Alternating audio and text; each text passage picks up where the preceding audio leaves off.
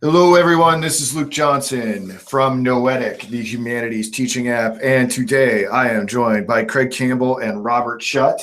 We'll be splitting our session, our fourth installment of Soren Kierkegaard's The Works of Love, or Works of Love, I should say, into two parts. Bob will be leading the first half of the discussion. I'll be leading the second half, and Craig will be providing all sorts of witty criticism along the way.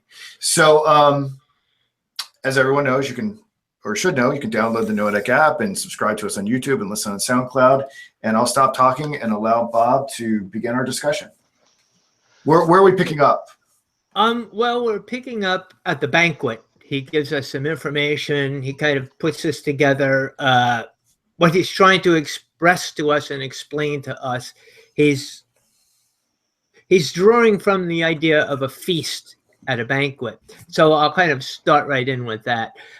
He asks us to imagine a banquet where there's a feast, but it's a strange kind of a feast. At this feast, our friends and our relatives are not invited. The choice of wine and company and the servants are really not of any concern for him. And then he asks the question, can we really use the term feast when we apply it to that? So it's kind of, I think the study is called philology, the study of words. So he kind of gets into that idea to say, what does the word feast really mean to us? When we say feast, does that create in us a kind of connotation of friends and relatives, like a Thanksgiving Day? Can you imagine a Thanksgiving Day feast where our relatives and our friends aren't invited, but instead we invite other people who we don't even know? Could we still call it a Thanksgiving Day feast? We speak about words and how they're used in language. And when we say the word feast, we tend to think of lots of food, wine, great company. But what if we invited the poor to this party, to this feast? Would it still be called a feast? Would we still be able to call it a feast, at least in our language?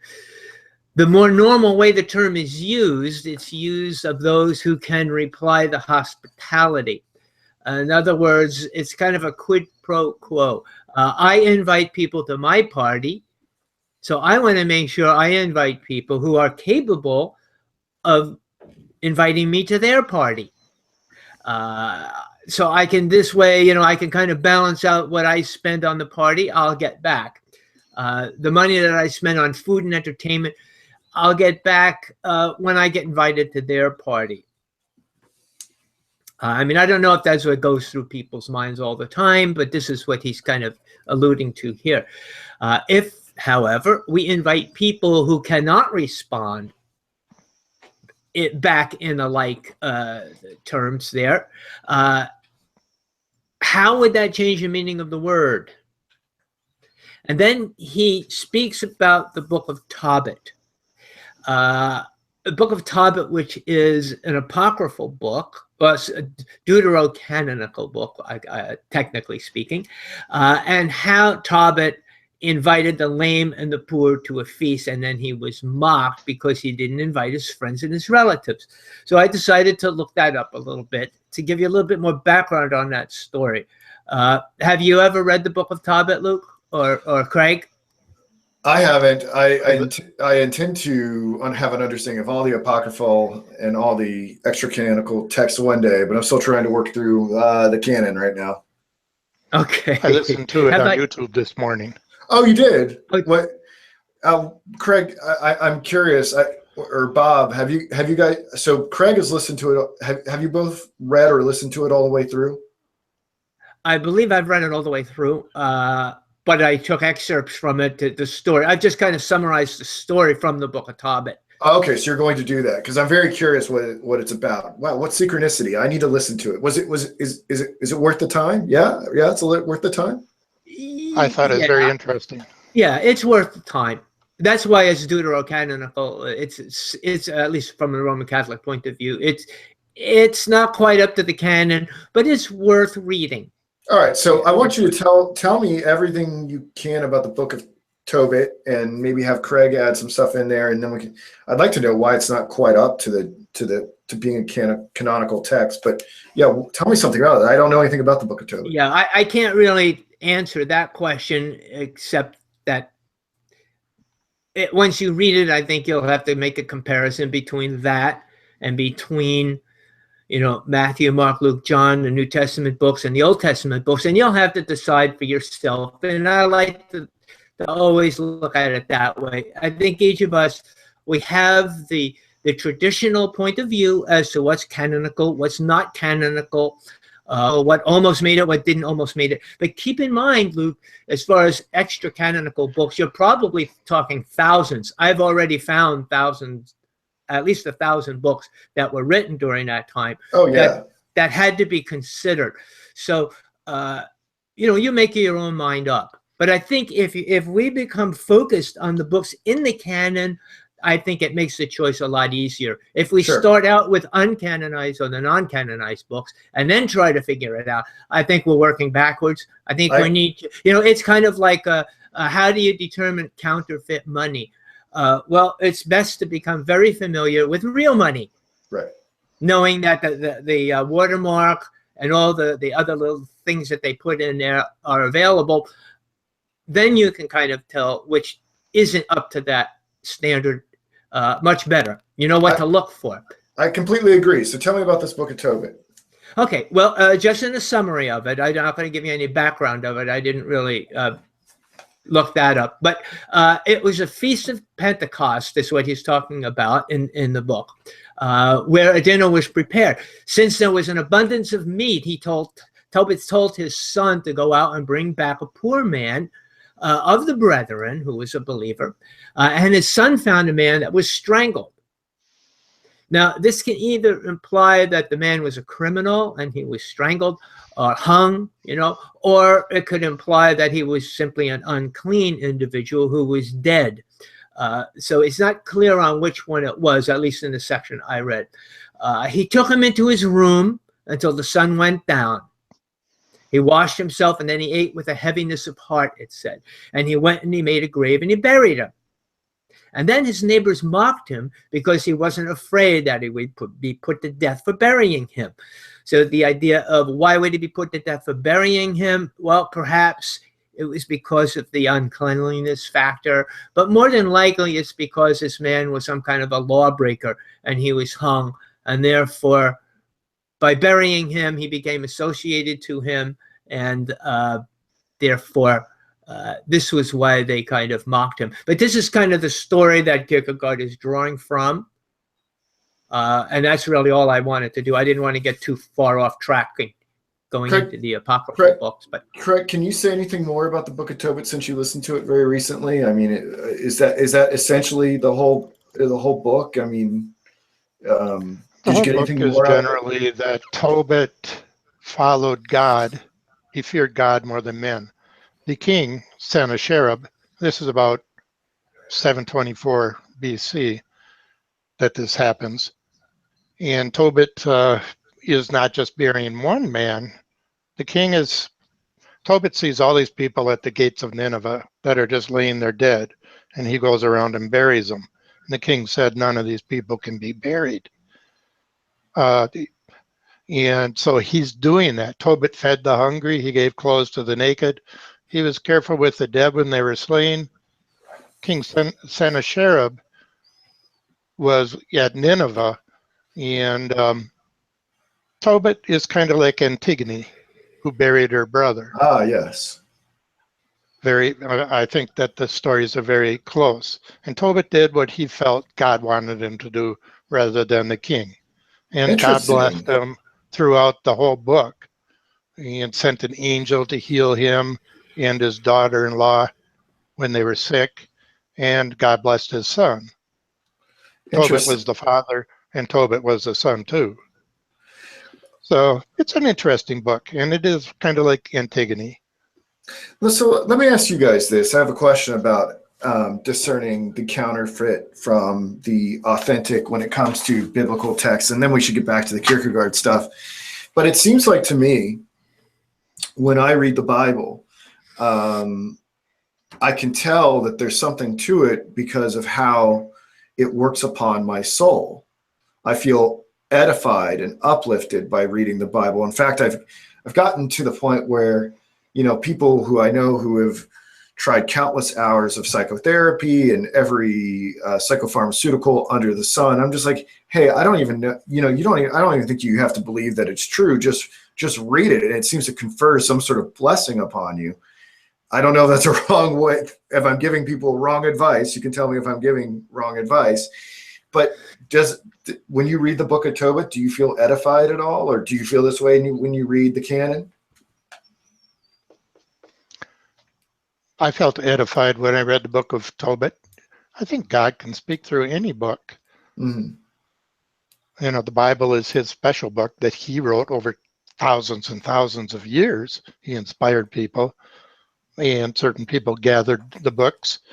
I think Tobit might not be in the Greek language, or it might not be in a certain language that people wanted, the original, but I'm not sure. What do you think about my criteria? Well, I think what you're actually seeing is that the Holy Spirit is what we're looking for. The presence of the Holy Spirit in the written word. Right. I mean, one of us could write a book and it could be edifying. It doesn't necessarily mean that it would be canonized or should be canonized, even though it might be edifying. The Bible not only is edifying, it has the whole. It was presumed. We presume it to be written by the Holy Spirit, by these men who are inspired by the Holy Spirit, because there's a thread of truth that connects these books together. In other words, the Old Testament is canonized because it predicts the arrival of the Messiah, and the New Testament is valid and canonized because it is the fulfillment of the Old Testament. So we have that thread, that connection between the two. But it's more complex than that, of course. But that's what we're trying to at least look for in the basics. And it's got a lot to do also with when it was written, how we can trace the authorship of it as well, if we possible. But like I say, it's something that I think we have to give a lot of credulity to those people who have determined the canon. But at the same time, we need to read other works, because we don't want it to appear to be so close-minded to say that this is it and it's this way because everybody told me it's this way. I think it's best that, like, if I can read the books and I can say, yeah, I've read the Apocrypha, and I've also read the lots of Gnostic writings, and I've read this, and I don't believe they belong in the canon because, and give an explanation, rather than just say, well, a whole bunch of elders at one time said, these are the books that belong in the Bible, and that's good enough for me. And that might be fine for other people, but for me as a teacher, I feel I need to give a defense and say, yeah, the Gospel of Mary, I did read that, and this is why it doesn't belong in the canon. Okay, so that's just my point of view. That's an excellent point of view. Well, we get back to the. Oh, I'm sorry, Craig. I could just saying you can get bogged down arguing about those things forever, and you just forget the whole Bible and the whole message. Absolutely. Very, very true. An endless council of Nicaea. All right. So, but why don't you get back to the Kierkegaard? Okay, so we're talking about the feast, and Tobit was the example that he uses, and he only uses that in the short piece. One thing he does show us, though, he shows us that Kierkegaard did read the Book of Tobit. Okay, so there we can at least assume that much. If he knew the story, he must have read the Apocrypha, or at least that book in the Apocrypha. So Jesus also uses the term feast, where the famous were invited, but they refused to attend. Then he went out and he told, well, not Jesus, but he's giving a parable, and the master goes out and he invites people. I think it was the wedding of his son or the birthday of his son. Couldn't have been the birthday. It must have been the wedding of his son. And the wealthy didn't want to attend. Then he said to them, okay, just go out and invite the lame, the rejected, and whoever you find by the wayside. And it turned out that these people came, and they enjoyed the feast much more than the others who couldn't find time to attend. So he asks us if we really think he's just talking about the word feast here, or does it have something to do with loving our neighbor? So he brings us back now to the point he wants to make here. It's not really about the study of the word feast and whether we could use it, which is kind of how he opened it up. But he says it's really about how do we use these stories to determine who our neighbor is. The person who gives the feast sees in the poor and the unimportant his neighbors. And this is how we need to see our neighbors, not seeing them in those who can repay us in kind, but our neighbors who necessarily may not be able to respond in such a way. So in other words, we don't invite them because they're going to invite us to their party. There's a very, very unlikelihood that they'll never be able to offer a feast. So those are our neighbors. Loving our neighbor means that we must accept who we are, along with our earthly distinctions, but that we must still will to exist in equality with every human being without exception. So he's going to deal with this idea of equality here. And it's important to see not see our distinctions, which is what we talked about last week, how we're different, how you're wealthy, I'm not, how one person's more intelligent and I'm not, whatever. One person is of another skin color, different than me. And we have to acknowledge those distinctions because they're real. And he'll give us a really good explanation of how do we deal with that. But for now, he's saying what we want to do is look through all those distinctions and find something equality. How are we equal? If we think of ourselves as having an advantage over others, it's our pride and our arrogance and not willing to see ourselves as equals, he tells us. We see ourselves as, what happens is that we see ourselves as the givers and we see the others as either the takers or the receivers. And that tends to elevate us. Sometimes that good feeling that we get from giving to someone is always nice to have, but sometimes it can be a distraction because it can be something that brings about a state of pride in us, a state of feeling superior to the people that we're giving to. We should never have that sense. So we give for the purpose of giving so that we receive a reward from God. But this isn't what it's all about according to Christ. He says that the left hand should not know what the right hand is doing. And this is something that not many people bring out. And it's very hard to do, very difficult to give without thinking of getting either from man or from God. To say, well, God's going to reward me for this, so I'll give. We should never give because we think that God is going to reward us by giving us back something. I know a lot of times I've heard sermons telling me that if I give so much, God is going to reward me by giving me 10 times that much back again. Maybe you've heard those sermons. I've heard them quite a bit. Well, he does give us something back, but not the exchange that perhaps that sermonizer is thinking of. Right. And what happens is that implants a certain idea in our mind that we're going to profit from doing this, or at least break even here. Okay.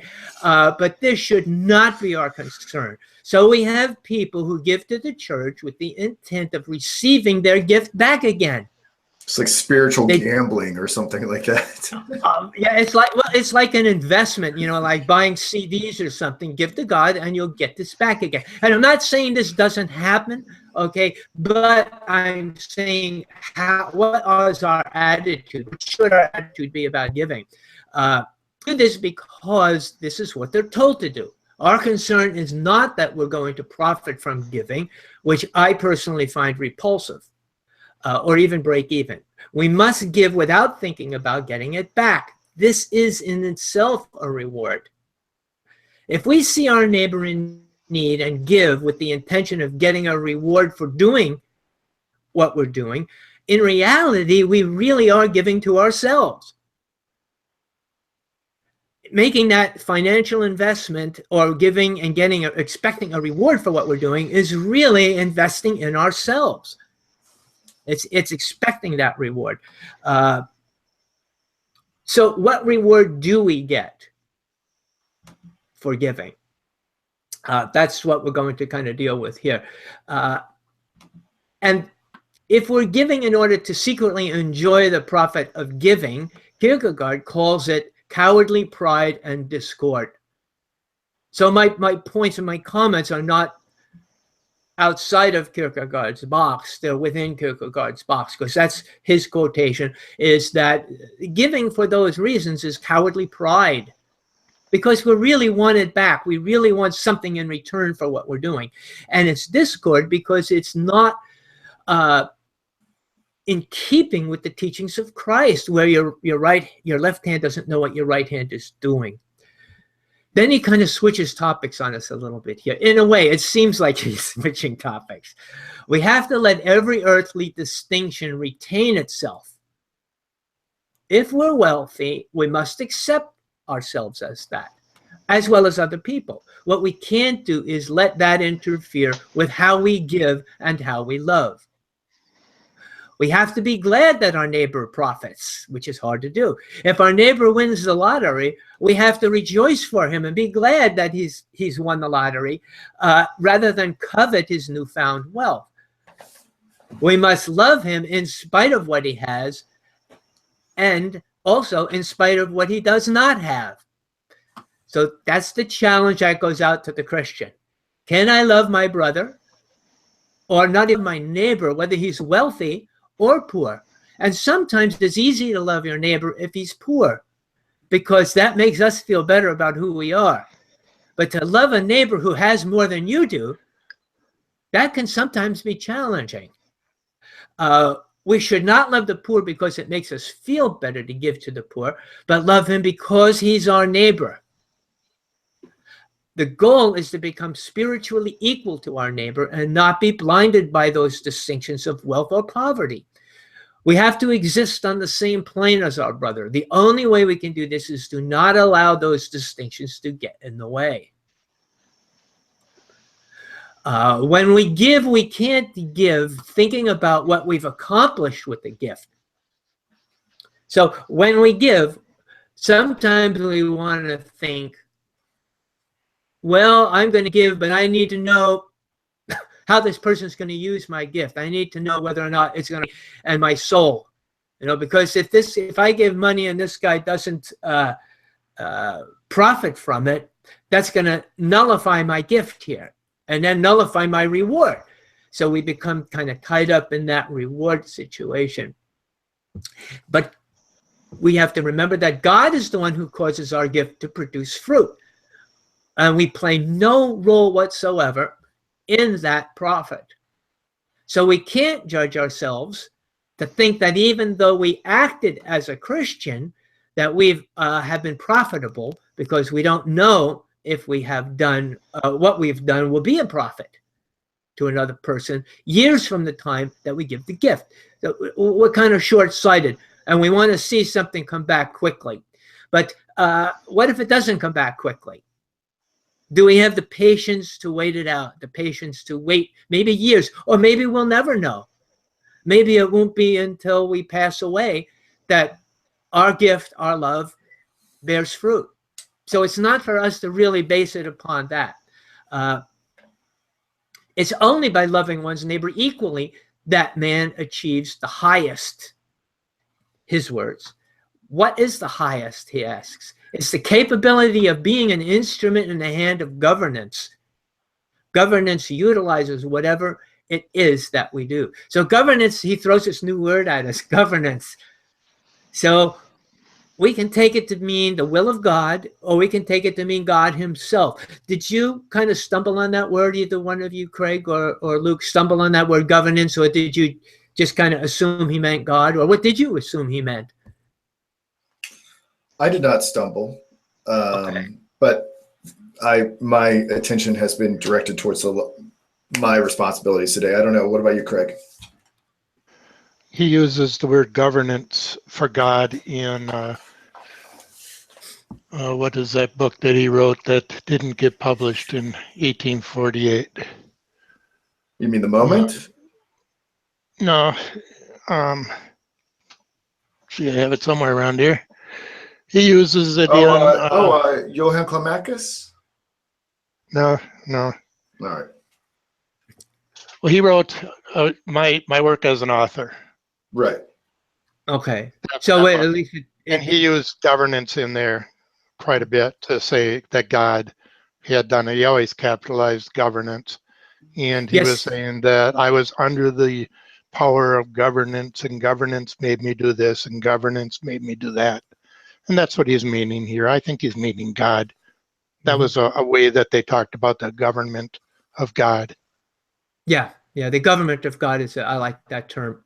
I think that works. So it's the power of God, the governance of God, God himself. But I think we get the idea there. Even if we do something that brings about a profit, we don't get credit. For it's up to God to produce the profit. A person can think that they're doing God's will, but doing something that is selfish. And this is kind of an interesting way to look at it. Sometimes we think we're giving, we're doing something very divinely inspired, we're being very godly, we're being very humble. But what Kierkegaard is telling us is that sometimes we can get deceived about that, and we can actually be doing what feels that way in a selfish way. A person might think that he's saving people through himself, and that this justifies his selfishness and his pride. He might believe that his testimony justifies anything he might do. If I can convert thousands of people, he says, it must mean that I'm not only justified, but I'm one of God's specially chosen people. And God is affirming everything that I do, my whole lifestyle. And that's kind of a dangerous way to think, according to Kierkegaard and according to me as well. I totally agree with him on this. So what Kierkegaard is saying is that we must not count our profits too quickly, because God can use our own pride even to save others. We must put success out of our mind and not determine our spiritual growth by success in our ministries, because it's God's will that is accomplished and not ours. And this has easily happened to people, can easily happen to us, that our eyes get taken off our main goal, and it becomes more a goal of a successful ministry rather than a goal of accomplishing God's will. And sometimes we blur the edges on that, and that's understandable. But we have to always be critical of our ministry and what our goal is and our motivation. You know what I think is so amazing is how Kierkegaard at the time, he didn't really have much of an audience or a readership. Or I mean, we can debate how we quantify that in terms of what was much of a readership. I mean, he was well known, supposedly in Copenhagen, taken seriously. It's hard for me to tell. All I've really got is the documents from the Corsair affair and whatnot. I just think what's really wonderful is that he wasn't focused on those earthly gains, and he could never have imagined that three individuals like ourselves would get together and broadcast his ideas to thousands of people around the world. It really just shows you how God will find a way to lift you up. Absolutely. You know what I'm saying? Yeah. And it's just really incredible. I think it's really incredible, the number of people, because he was so concerned with the earnestness of his activity. Other people have carried the torch for him. And he's also an example of one who never realized his value. He never realized the value of his ministry. No. Never. Even the day he died, he didn't ever think that, well, maybe he did think that someday post-mortem this would be understood, but he never got to realize that. And I think that's a good example for us and how we have to live our lives too in our ministries. I wanted to ask Craig a question, because he's such a good historian of this stuff. Do you have a good sense of how he viewed himself at all, Craig? Do you get anything from his journals or because sometimes I see him being very low on himself, and then sometimes I think he kind of fashioned himself as a genius that would be understood 200 years later. Where do you shake out on that question? I think that he tried to live out what he thought Christ wanted him to live out. And the way he's understanding the Bible, he didn't want to put himself forward too far. He didn't become a preacher. He didn't become a teacher. He was just this quiet writer. He'd hardly sold any books. He didn't team up with other people. Like if you read some of the works of Hegel, Hegel writes about Goethe once in a while. And if you read Goethe, he writes about other people and says, this is a good book to read too. Kierkegaard, when he writes his book, he writes about Johannes Climacus as a good guy to read. And he writes about Johannes Salentio as a good person to read. And these are just his own alter egos. Yeah. So he's not becoming somebody who is saying, oh, I've teamed up with these other writers and with this whole crew, and I'm trying to make money. He's just trying to say, if I just put forth my best effort, I think God will bless it. Mm-hmm. And I don't need this whole industry that was being created at that time, this publication industry. I love it. What I love about Kierkegaard is that he just self-published. He didn't wait for some authority to confer greatness upon him. He just did it. And he did it at 2 different bookstores. What's that? He did it at 2 different bookstores. Yeah. One for his pseudonyms and one for himself. I did not know that. Yeah. So that was his right hand and his left hand not knowing what was going on. And Craig, you brought up a great point, his pseudonymous works. Today, how many people write pseudonymous works? Everybody wants their name plastered all over the billboards. This is my ministry. You know, I say more? Just on YouTube, there's a lot of pseudonymous works. Yeah, probably for good reasons. It does, yeah. It raises a lot of interesting questions about anonymity and pseudonyms and whatnot, and how the internet works. It's actually think there's a lot of profound things to be said about the internet, and we'll probably talk about some of those issues here later in the chapter. So you can keep going. Okay, so I just wanted to say one more thing. Sure. And when he's talking about equality, I think Kierkegaard's making a distinction himself between the temporal use of equality and what Christian equality is. And so in Works of Love, he calls it Christian equality. Yeah. Yeah. Which is what he's trying to talk about. Yeah, I think that's a good point, because most of the things he writes is under the context of his Christianity and the church in Denmark. So we have to always keep that in mind, that context. So that's a good point, Craig. Thanks. We must continue in our ministries knowing that God will determine what he wishes to be success and failure in his own standard, his time, and his way. It's not our skill as a pastor, teacher, and even podcaster, Luke. It's not our skill that's important here. If people hear my message or our message and get saved, it's great. But I certainly can't take any credit for it at all. It's the power of God using me as that implement. And I can't let that affect my pride. I mean, if we reached out and touched 10,000 people and people started writing on on our YouTube site there, how many people we've saved, we can't let that influence us or change us. We got to remain humble somehow. Remain humble through that kind of journey, rather than think, hey, we're pretty good here. We're stars. We're celebrities, Luke. It's remarkably easy when I look around for me to remain humble. I am in a study carrel in a public library, and so I am under no illusion that I am a great man. Live in my study carrel.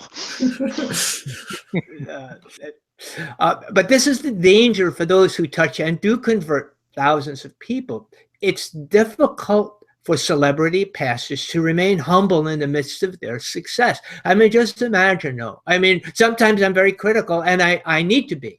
critical of people, especially when they're pastors who cross the line of pride. But at the same time, I do understand how hard it must be to have people almost treating you like a demigod, thinking that the power is coming from you and that it's your oratory skills, saying, thank you, Pastor, for converting me. Thank you for, God working through you. Over and over and over again, they hear this. After a while, it's kind of easy to believe in that kind of PR. So I have to understand that. I have to keep that in balance and understand that. You can understand that, right? Well, I actually had an experience like that recently. I won't name any names, but, I've been going through something for most of 2017, and I've waved my hands about and jumped up and down, and I've tried to wake people up, and no one wants to listen to me. And then sometimes something that I will incidentally share has the effect of waking someone up, or leading to a conversion experience. And I recently had someone tell me that I, in fact, did that. And I felt a little bit of a horror hearing that. Never really done that before, and I wanted to make sure the person who told me that, I wanted to make sure that they did it on their own free will. Mm-hmm. I wanted to make sure that they weren't merely absorbing my worldview, because the last thing I would want to do is brainwash someone into my ideology. And so I was happy for the person. Yeah. But at the same time, I had to make sure this is your own choice. And great, but I'm not going to celebrate up and down. Now, maybe that was the wrong response, and maybe you can rebuke me and tell me that was the wrong response. But I definitely pressed upon the person. I was like, this has to be your choice, I've seen way too much manipulation, manipulating people into conversions, and I do have to wonder, I hope that God is behind it, so these conversions are real. But at the same time, I know the power of psychology. Yes. And I know it's easy to get people to not believe, but to be persuaded into believing certain things. Oh, I know this incredibly well, building this internet company. I know how all of these internet companies work. It scares me. Even in my small circle, I can see how I can start to pull the levers of the mind. Mm-hmm. And I also understand how this can be done on a mass scale when you have feeders, mm-hmm. And so it's an awesome responsibility to build one of these news platforms or social media platforms, because you can really start to create an atmosphere and people start absorbing your beliefs. It's an awesome responsibility. And once you get a momentum going, you have that psychological factor that people want to get on the bandwagon. Yeah. They want to join the movement. The movement. No. So we've got to be so careful as pastors and teachers, preachers, and podcasters that we're not preaching a movement here. We're hopefully preaching the power of God, distinct from us, or through us, I should say, hopefully. I always say question everything and always seek the truth, and question me, question everything. Yeah. Can I add something there? Yes, please. Absolutely. It's going back to Kierkegaard's two upbuilding discourses of 1843. Yes. He said, repeated the same thing there, where he said that, my neighbor came to me and said, I've heard this great thing called faith. I wonder where I can get it. And he said, well, if I gave it to him and said, here it is, here's your faith, then I'm capable of taking it away from him. Right. Yes. But if I say to him, you know what? Faith is something you can get. It's something that everyone can get, and they can get it by themselves. They don't need everyone else to hand them faith. Mm-hmm. And that's, he's kept the same message. And this whole idea about equality and the highest was that is the highest. That's the most we can do for a fellow Christian or anyone else, is to let them know that God does give these gifts to everyone who asks them. Now, Luke, I think that you and I have something very much in common about our salvation. Neither one of us was saved in a church. I wasn't saved in a church. I was saved alone without anybody advising me or giving me that information. And as far as I remember, neither were you. You received salvation through God and through your readings. And so it's it's a good thing. It's a positive thing because we can see how the power of God can work without all the bells and the whistles and the costumes and so forth. We felt the power of God more direct. And so that's something that we need to maintain and bring with us to our ministries. So I think it's a very positive thing to speak to you about. So he goes on, he says, we also cannot justify ourselves and look at those successes as a measure of character, truthfulness, or even authority. We have to give God the credit and not give it to human beings and their skills. We tend to give men too much credit in their ministries and forget that it's God who causes the growth. Their names, rather than God's name, become synonymous with their ministry. So even with the names, we have to be very careful that we're not touted out there as Robert Schut, okay, big name out there, big ministry. I don't want my name known. Very few times do we ever even mention our names because there is always that danger, and I'm going to read from Scripture in a minute why Paul would agree with us. We have to remember that we simply cast out seeds. We water and then we reap. But it's God who causes the increase. We have nothing to do with the conversion itself. So in 1 Corinthians chapter 3, verses 4 through 7, Paul says, for whenever someone says, I'm with Paul, or I'm with Apollos, are you not merely human? What is Apollos really? What is Paul? Servants through whom you came to believe. And each of us in the ministry, the Lord gave us. I planted, Apollos watered, and God caused it to grow. So neither the one who plants counts for anything, nor the one who waters, but God who causes the growth. We need to remember that scripture. In our ministries, we need to probably say that scripture every day, put it up on our walls, to maintain that distinction. It's not I who's doing this. It's not me who's doing this. It's God. It's his ministry. It's his ministry. It isn't my ministry. What were you going to say? I want to show you guys something. A town close to me, because I do think about these issues a lot, and I love church placards. And if anyone's watching this on YouTube, they'll be able to see this. But I want to show the guys real quick if I can get it to come up here. But I came across a church placard that said precisely that. It's taking a moment to load. We'll let Craig weigh in there for a second. By the way, I want to say, Craig, thank you for bringing in that information from Two Upbuilding Discourses. Kierkegaard does repeat himself quite a bit. It's a good thing he does. He says it in one way and then another, and then he says, well, maybe this way will get to them. And it's just like Hebrews, where he says, I spoke in many and various ways. And you have to be able to reach everyone. And I think Kierkegaard's trying to do that. Yeah. So this is what I was going to show you guys. You can see it. This is my Instagram. Oh, is it backwards or can you see it? No, it says judge each. Oh, you lost it there. Okay. Let me get, but say something again, Luke. We can't talk. Say something again, Luke. I'm right here. Can you see my Instagram? Okay. Judge each day, not by the harvest, but by the seeds you plant. Right? Yeah. I thought this was a really good one. If you're interested in seeing it, you can follow me on Instagram at Noetic Series. But I thought it was a really beautiful placard. I like church placards. Yes, there's a lot of good church placards. Could just take pictures of them and make a YouTube video. I could. No, I'm sorry. I really could. That's something I'd like to see, actually. Some of them I find to be hysterical. Some of them I find to be very profound. They range. Yeah, they do. Okay, so loving one's neighbor is the highest ideal that we can reach according to Kierkegaard. Such a high doesn't really fit into earthly life, he tells us.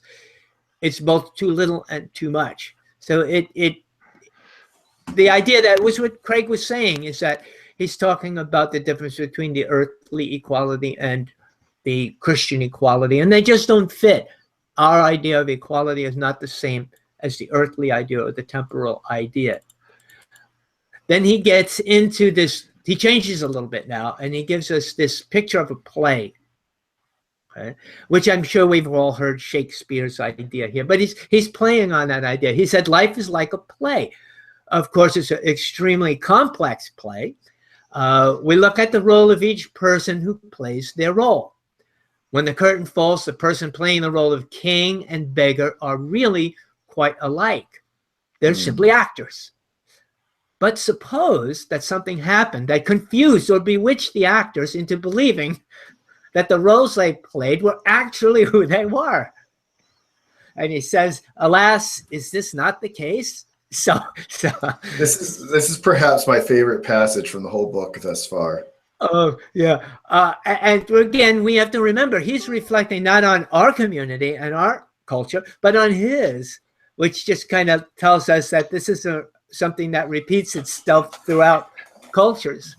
All the world's merely a stage. Yeah. We tend to fall into such roles that we play. Our costumes, he calls it, tend to be tightly wrapped so that they're not easily removed. And when this happens, we can't determine where the true self ends and the role that we play begins. So we become so engrossed in the character that we're playing that we fail to realize there's actually a real person underneath this costume. It's the job of the actor to be deceptive. And their art is deceptiveness. When they reach the height of their artistry, they become one with the role that they play. And this is deception. So he's saying this is not necessarily a negative thing in the idea that we know that actors are deceiving us. They're not really who they are. So he's kind of using that idea to bring it forth into our reality. It may not be deceptive for them in a certain sense, a bad deceptiveness, but it is a bad deceptiveness when we do it. The person, he says, ought to shine through their costume. In real life, the individual grows or develops simultaneous through their distinctions. This is not eternal growth. It creates a misshapenness about us. So as we go through life, we are playing roles, and he does not say that we don't. He say that we do. But in a minute, I'll clarify how he says we can get away with it.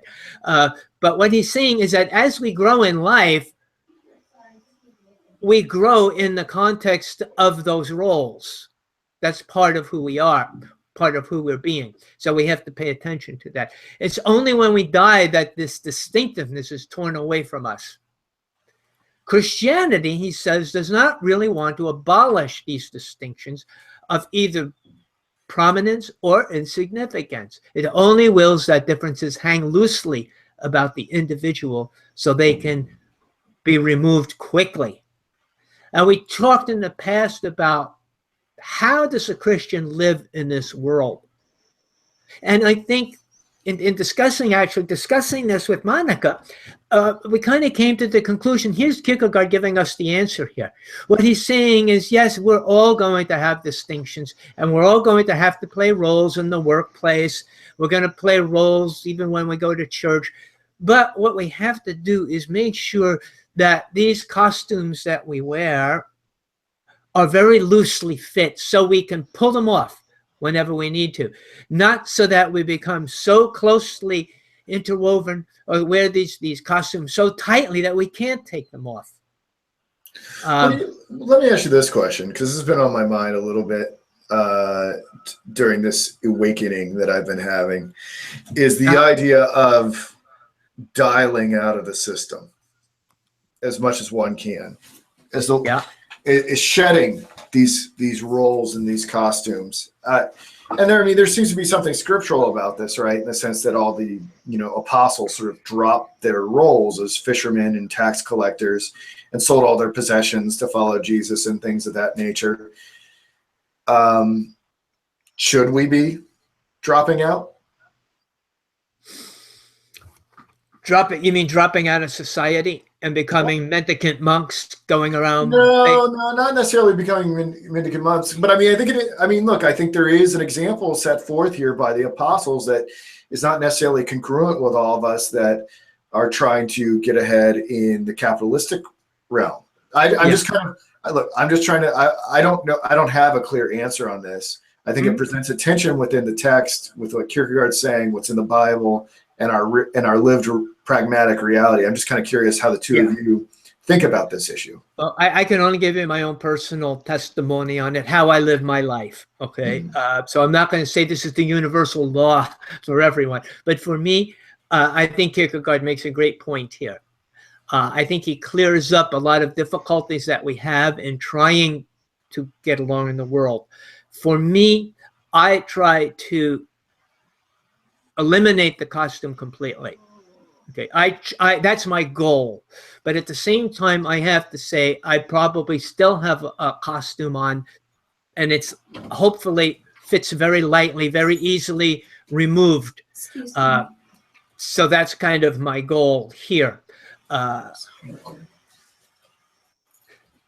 What about you, Craig? So for me, that's how I look at it. I see my goal, but I also have to be realistic. Well, I'm going to read just a little bit from Kierkegaard here. You don't have that in your notes, but he says, in being king, beggar, rich man, poor man, male, female, etc., we are not like each other. Therein we are indeed different. But in being the neighbor, we are all conditionally alike. So he's following again his same pattern that he's been using. And we can be these things. We can be the king and the beggar and the rich man and the poor man. We're not supposed to give all our money away. We're not supposed to do unless God tells us to. And there's plenty of people who will come and they'll say, you have all this money.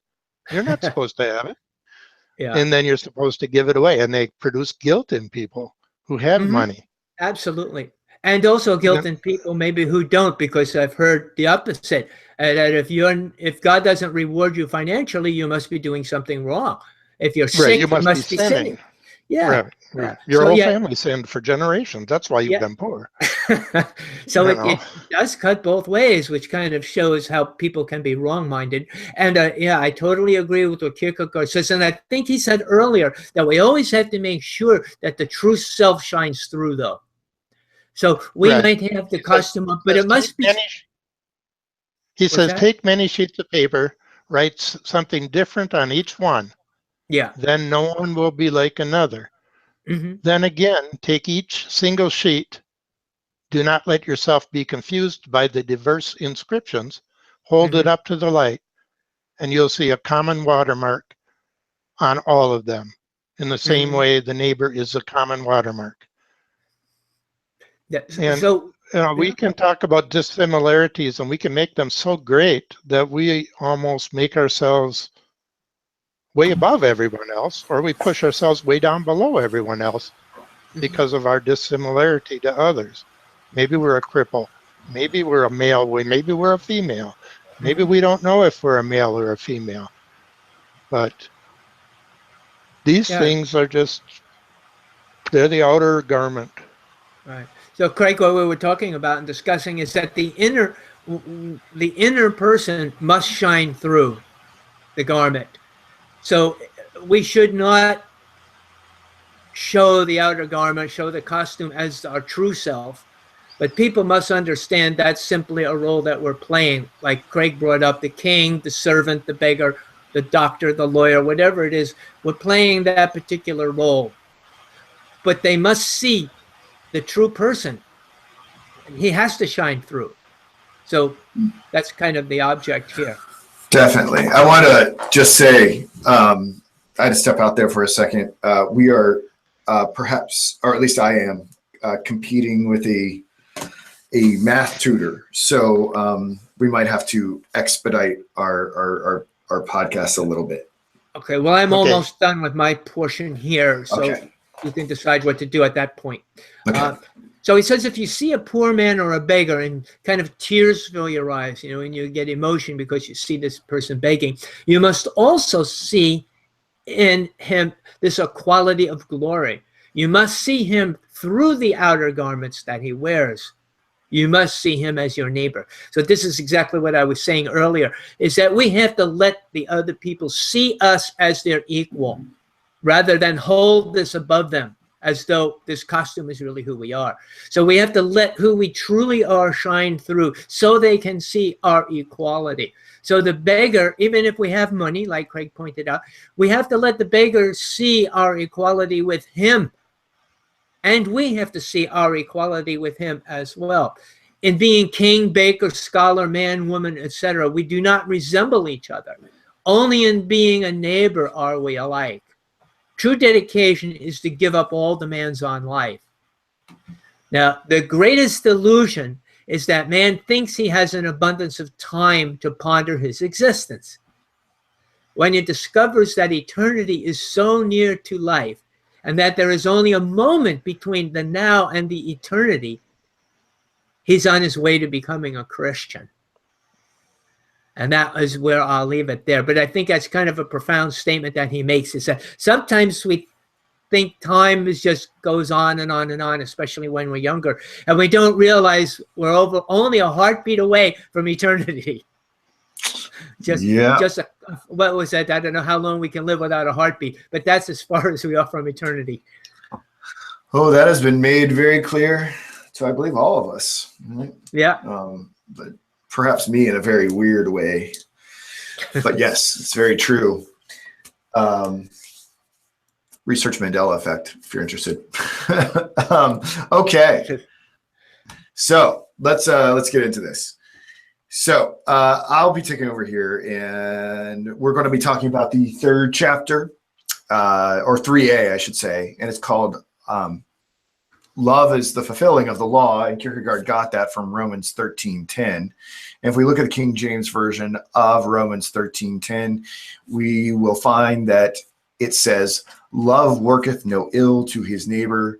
Therefore, love is the fulfilling of the law." And so a lot of what I'm going to be saying here is trying to understand precisely that Bible verse. And so Kierkegaard starts off with an old proverb about how promising is honorable, but fulfilling promises is onerous. And Kierkegaard takes issue with this. How can promising in itself be honorable? You know, this world makes all sorts of deceitful promises. And furthermore, Kierkegaard says there's an authority that warns against promises or promising. And he asks us to look at Matthew 21, verses 28 through 31. And there in the King James, it says, and this is a different parable of the vineyard than, or the prodigal son than maybe most of us think. But there it says, "But what think ye? A certain man had 2 sons, and he came to the first and said, Son, go work today in my vineyard. He answered and said, I will not. But afterwards he repented and went. He came to the second and said likewise. And he answered and said, I go, sir, and went not. Whether of them twain did the will of his father? They say unto him, the first. Jesus saith unto them, Verily I say unto you that the publicans and the harlots go into the kingdom of God before you." So the brother who says no, for he does not want to overpromise and become viewed as a hypocrite, is in a better position than the quick to promise son. The first son may be disobedient, but he repents. That's essentially the scenario that we have Jesus and Kierkegaard affirming here. So what is the point of the parable? And there are many, but it seems, is its point to not be in too great a hurry to say yes, even if well-intentioned? And that seems to be at least partly right. For one can become a deceiver even if one did not intend to become one. For instance, one may promise to pay someone back for a loan and mean it in all sincerity, but as time goes on and they default on the loan, they become a deceiver. Kierkegaard says it is easier to say no and repent than to work oneself back from an unfulfilled promise. The example, I guess, works rather well with the parable from Matthew. I'm not sure it holds up equally well when I'm talking about my loan situation and everybody asking for money, but I think the general point is taken. Actually, I'd like to have your guys' pragmatic advice here. I actually, at the moment, I'm having people hit me up for money. And what do you think what do you think the proper Christian way is to discern about those who are hitting you up for money? Do you guys have a view on that? Because it seems like to me you've got to discern who's doing the asking. Yeah. I don't know. I mean, maybe that answer will become obvious here as we go on. Should I even ask the question? Yeah, a lot of times I think that the answers fall out. The more we research, the more we look at it. We hope that the answer will fall out from our thinking, our prayer. I think you need to be in deep prayer about that. And I think the answer will come out from your prayer. It comes out for me. It comes out for us. So I think that's a big thing. And exploring all the possibilities in your mind, playing it over, but saying, what's your will, God? What do you want me to do here? I mean, we have to do that because we're always put in those situations where do we give? And if we do, how much do we give? Do we give till it hurts, as the expression goes? Do we give just enough? Do we give a token amount? Yeah. Lots of questions. Well, yeah, that's the interesting question about Kierkegaard. Yeah. Go ahead, Craig. Yeah. Later in here, he writes down something that I remembered a long time ago when I read this book, and I kind of made good use of it, where he said that if you give money to someone and then they pay you back, you should think of it as found money. Right. You know, you give it and you say, well, I might not get paid back. You know, you can either give or you cannot give. It's an either or, right? Yeah. And then if you give and you say, well, if they pay me back, then it's going to be good, but I'll just consider it as found money. And if not, then it's just a gift. And you make the decision before you do it. Well, and yeah, then you just decide to give or not. Yeah, I guess the question. And then that helps you accept whatever happens later. I think it's a question of obedience, right? Like, for instance, with the parable from Matthew, it's pretty obvious that both sons need to be obedient and they both need to say yes, sir, and they both need to go help. But if people make claims upon our money, if they're asking for money, do we necessarily need to be obedient to them? It seems like a disanalogous scenario. But at the same time, we want to Christianly love people. We want to put love into immediate action. So are these people asking you for money as a loan, or are they asking it to you as a handout? It remains unclear at the moment. Okay. Yeah. Do you know what they want? Do you know what they want to do with it? Yeah. But I don't need to go into great detail about it because I don't want to get into any specifics. But you know what I'm saying? If you have a multitude of people putting their hands out wanting money for a variety of reasons, as Christians, are we obligated to immediately hand over our resources? I don't feel an obligation. I feel a need to examine it. I feel a need to consider it. I feel a need not to say no to everybody, but to think about it. So then I have to measure that against other needs, where else I can put my money. So yeah, it's a difficult question to answer, but I don't think there's a worldly answer to it. Like I say, I think you got to get with God on it. Yeah. Well, I think it's an excellent point to say, to pray about it and to use discernment in that way. And I think that has helped me with that particular pragmatic episode. So let me keep going here. I do want to be fair to other individuals who might want to use this study carrel. So let me get back into the lesson plan here. So going back to our parable, the no stings the conscience and demands rectification, while the false promise lingers on and on. Everyone initially is pleased with the false promise. It gives the illusion of accomplishment. Oh, I have done something because I have promised, or it's for certain that it will happen because this person has promised, right? But it shouldn't surprise us that the world is filled with false promises. Everywhere one looks, whether the promises of world peace or flying cars, the world lives in the moment. So of the two brothers, the one that promised no was always closer to doing his father's will and how it convicts. The false promise of yes deludes the other brother, creating self-deceptions. And the deceptions we create for ourselves, says Kierkegaard, are the hardest to conquer. And I find that rings truer and truer the older that I get. And Kierkegaard compares the false promiser to someone with good intentions, oriented towards the good, but walks further and further away. And that's someone to mind, someone like backpedaling when they promise to pay the landlord the rent that is due. And this is why we must love, so we can fulfill the task, fulfill the law, so we do not disobey or delude ourselves with false promises. We're going to have to go deeper into what Kierkegaard means here. He really wants to concentrate on these words. Love is fulfilling of the law. So would you guys like to add anything before I go into the next topic? No, I think you covered it pretty good there so far. I guess he used the example of an alcoholic. Oh, yes, who requires further stimulation. Yeah, can you remind us of that? Well, it's like the alcoholic says, I'm going to quit drinking, but then he needs more promises to himself, and maybe he yells out, I'm going to quit drinking. Right. And he's stimulated himself into quitting drinking, but he just never really does it. He just keeps going backwards. And what was the quote that Kierkegaard used? Life is lived forward, but must be lived understood backwards. Right. And that's, he uses this backwards idea where you're trying to get back to where you were before you started drinking. And it's just so hard because you keep making promises to yourself and you never keep them. So you make a promise to God, and then you make a promise to your wife. Then you make a promise to the judge and then to the police officer. Yeah.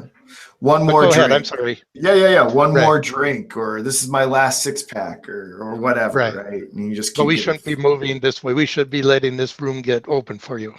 So go ahead. All right. So love is the fulfilling of the law. When asked what love is, Paul says it is the fulfilling of the law. And with that, Kierkegaard says every further question is precluded by that answer. There's no time to waste in the fulfilling of the law. Paul is not going to philosophically haggle over this issue. His answer imprisons one to action. Paul's answer gives everyone a task. His answer does not allow for robust philosophical conversation, and that's why it was dangerous for daydreamers to philosophize with Paul or Christ. The questioner receives the answer he deserves, not the one that he wants. And on page 104, I have a few quotes here that I want to share that I thought were strokes of literary genius. Page 104, Kierkegaard writes, and a genius answer which addresses itself to human ingenuity is essentially indifferent as to who says it or to whom it is said. Every answer of Christ has the very opposite quality, which nevertheless is twofold. It is infinitely important that it is Christ who has spoken it, and when it is spoken to an individual, it's precisely to him that it is spoken. So with Christ, and by extension Paul, the authority that they have vested in them, I mean, that it's not really a matter for contemplation. You have to get down to work.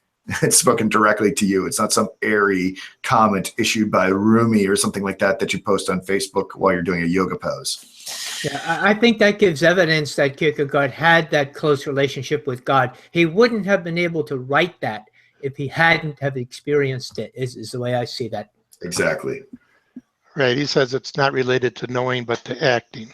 Yes. And that it imprisons everyone in that task that they have. Yeah. They've given themselves a task when they make a promise. Right. So there isn't even time for promising on this view. One just has to get down to business. And Kierkegaard seems to be saying there aren't really promises in Christian love. You just do. You don't say you're going to do. You just do. And, whether that's true or not, we can talk about it. But, I understand his general point. The Christian gives everything away. So there's really nothing to promise. I guess our lives are already in service to God and by extension to humanity. Yet the Christian is not busy, says Kierkegaard. And I really love this distinction, and it really resonated with me. To be busy, he says on page 106, to be busy means divided and scattered, to occupy oneself with what makes a man divided and scattered. But Christian love, which is the fulfilling of the law, is whole and collected in its every expression, and yet it is sheer action. I think about to be busy. I think about it in terms of having a to-do list. I gotta go to the bank. I gotta call this person. I gotta do that person or whatever, right? That's sort of like busyness. But also I believe there's a quote from Matthew 6:22. It's like when you're a Christian, you're focused on one thing. In Matthew 6:22, the eye is the lamp of the body. If your eyes are healthy, your whole body will be full of light. We are concentrated on that one thing. I really enjoyed that quote. Didn't Kierkegaard use that term busyness in the present age and some other works in kind of a negative way, as though it were a distraction for the believer? Busyness, right? Yeah. Ants marching, right? Who cares? Yeah. Who cares? What does all this really amount to? Mm-hmm. An anthill, all right? So does pure action. Christian love is the fulfilling of the law. The law could only aid in the recognition of sin, which is interesting because this sort of goes against some of the things that we talked about with philosophical fragments. Well, I'll point out that tension here in a second. Christ was able to finish the law when the law could not save convicted man. Only Christ could fulfill the demand of the law. Now, we learned, when Bob and I looked at philosophical fragments, we learned that the encounter with the teacher, Christ, was the thing that revealed sin to mankind. Maybe there was an intensification of sin consciousness, but here he seems to be saying that the Hebraic Judaism law is what alerted man to his sin consciousness. Now, maybe these views are not irreconcilable. Maybe he can have both. Maybe we can talk about how the commandments and all the other things that are other statutes that are within Judaism alert people to all the multitude of ways that you can sin. But maybe the encounter with Christ just deepens that sin consciousness. Do you guys understand what I'm saying? Does that make sense? Yeah, if I could just weigh in on that, maybe it would help, maybe it won't help, is that the law does two things. It reveals man's sinfulness, but at the same time, it reveals God's righteousness. And so we have that tension in play all the time. We do have law and grace. And in America right now, we have more law than grace. Yeah, I think it was interesting. Was it Bob talking last week, or was it Craig talking about it last week? How, or maybe it was something else. I consume so many materials, I sometimes get mixed up. Talking about how it took one man, Adam, to introduce all the sin into the world, and it took one God man, Christ, to introduce all the grace into the world. And I think it's very interesting.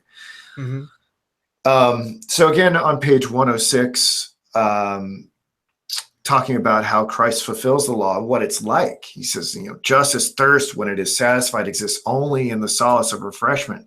So Christ came not to abolish the law, but to fulfill it. Therefore, from that time on, it exists in the perfect fulfillment. So try to think about what it was like to be totally parched, and then how wonderful it is to no longer have pangs of thirst. And that's what Christ does for us in relation to sin consciousness. But we have to ask ourselves, how did Christ fulfill the law? And Kierkegaard says Christ was pure love, making it so no sin was in him. And this is a part of the answer to this question. There was nothing the law could convict him of. I mean, we can understand why he superseded the boundaries of the law.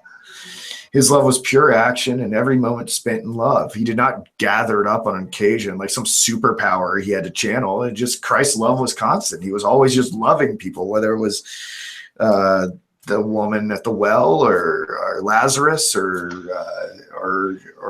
anyone else, the blind man. And page 107, Kierkegaard writes, in his love, there was no demand on any other man or any other man's time, energy, assistance, service, love in return. For what Christ demanded of him was only the other man's gain, and he demanded it only for the other man's sake. No one lived with him who loved himself as deeply as Christ loved him. And as I read through the Bible, especially in the New Testament, that seems to be very, very obvious to me. All he did was want to love people. He did. He stopped for everyone on the way. He didn't pass anyone by. No. And he was all action. No. What And then would he you like always to said, say? "Go and do." Bob, I think he's asking if you have anything to say. Oh, the only thing I would comment on is that one has to really understand Jesus in order to understand love. I think we tend to think of love in our own human frame, and we have to break out of that frame to understand what love really meant to Jesus, because it was a reflection of the righteousness, the true righteousness of God. So you can't have love apart from the righteousness of God, because love is a product of God's righteousness. Without being confronted by God's righteousness, our human love is at a much lower level. So we want to be careful that one way to know the difference is read the Sermon on the Mount, and I think that'll express what love is in Christ's eyes, and then we can see how our love matches his love. So that's the only comment that I would add to that. It's a great comment to add. By the way, I'll have to say, I loved reading the story about how the men gathered this woman that they believed to be an adulteress up before Christ, and how they wanted to stone her. And he draws the line, or he just draws in the sand, and he says, "Well, the first without sin cast one of you without sin cast the first stone," or something to the effect. And I just the philosophical profundity of Christ in combination with his divinity is absolutely astounding to me. That story. And then he tells her to go and sin no more. I just like, man, that really got to me. So yeah. That's an incredible. That's just a really incredible part of the Bible. It really catches you off guard sometimes. Christ's love made no differentiation. He merely wished for each man to become his disciple, and I guess to sin no more, right? To go and love other people, all sort of contained within this discipleship clause. No mortal man can fulfill the law like Christ, even in our strongest yet, by definition, unsustainable moments. There is an enormous chasm between us and God, making every man a debtor to God in light of Christ's ability to fulfill the law and emanate pure love. I like this quote from page 109, and seems to mirror a lot of my recent thoughts. It says, and man, this was incredible too. It makes you kind of turns the world on its head, because I have seen, especially working in tech, and we talked earlier about how easy it is it actually, in some ways, if you can figure it out, it's really, especially in these industries, it is not that hard, but to be successful. And Kierkegaard says on page 109, use 1/10 of the power which is granted to you. Use it to the utmost. Then turn your back to God and compare yourself with other men. And in a very short time, you will be an alien among men. And God, I mean, I feel like that, and I know Kierkegaard felt like that, and I'm sure the three of us have all felt like that at some point. It's very hard to have conversations with people.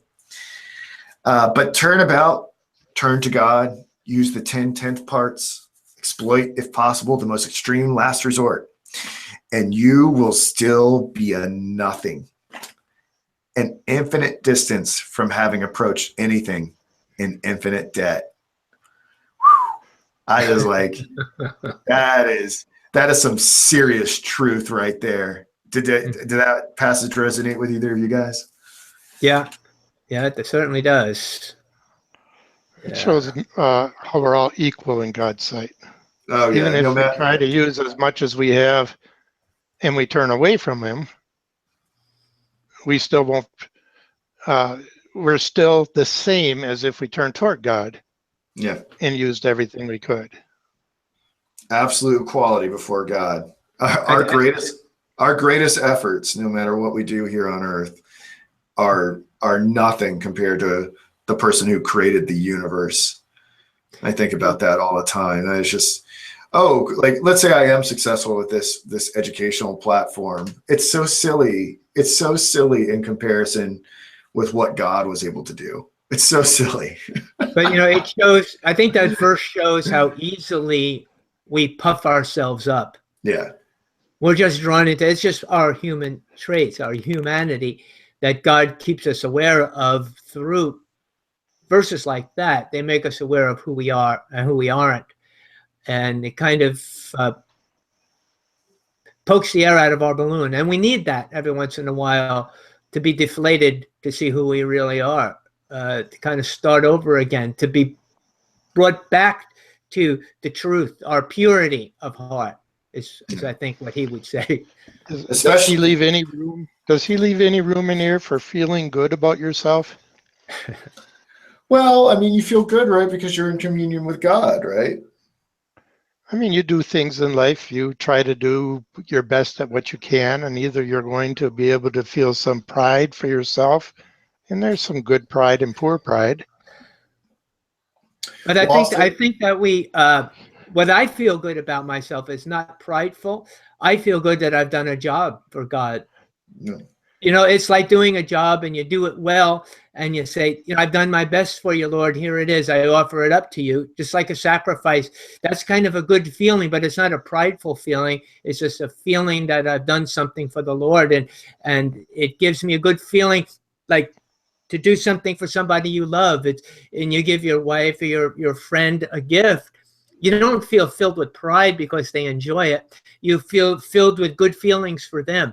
So our job is to bring glory to God.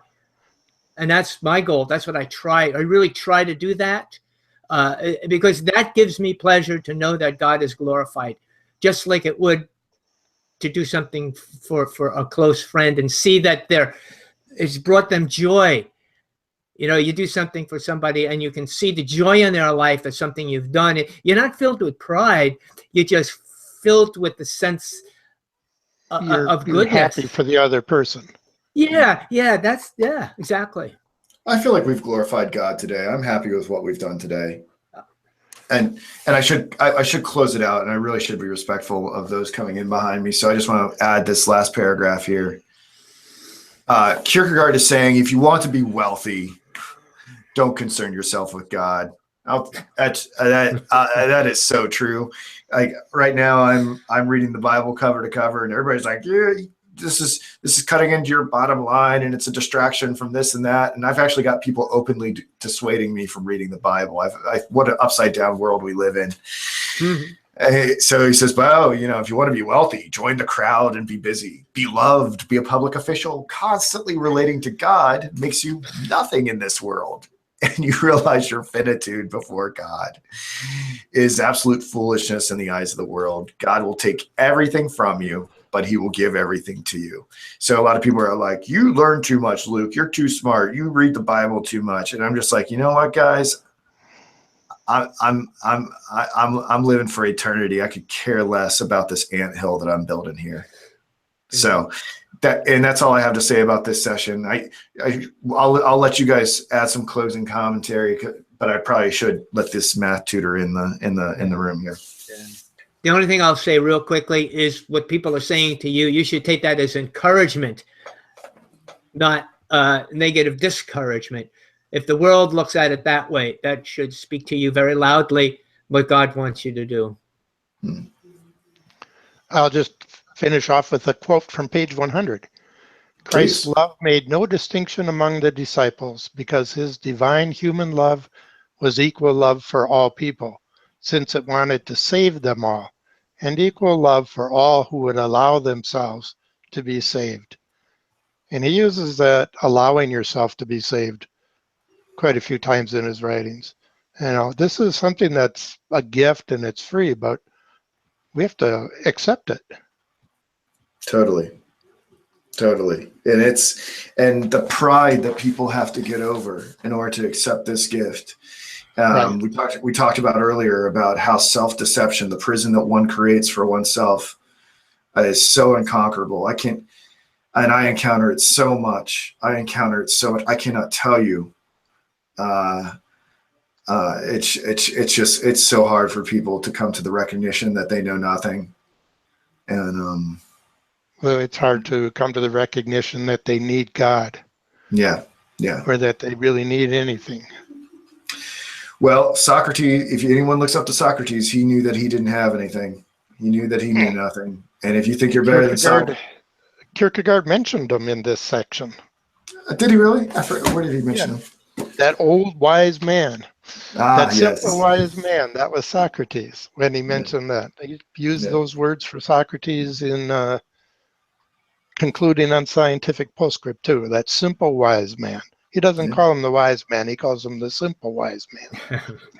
Because he wasn't so complex as our wise men of today. Yeah. Yeah. Yeah. And Anyway, you got to get some math tutoring done. Yes. That's right. True. All right. Hey, thank you guys very much. I love this session. I always love talking about this stuff with you all. I believe next week, Bob and I'll go back to the two-person dynamic, but Craig, I've got some ideas that I want to take on with you. And I'll be in touch with you about that. All right. All right. Thanks for inviting me, and have a good time. Yeah. Thank you, everyone. Take care, Craig. Download Noetic app, subscribe on YouTube, listen on SoundCloud, and just spread the word. All right. Take it easy, everybody. Bye. Bye-bye.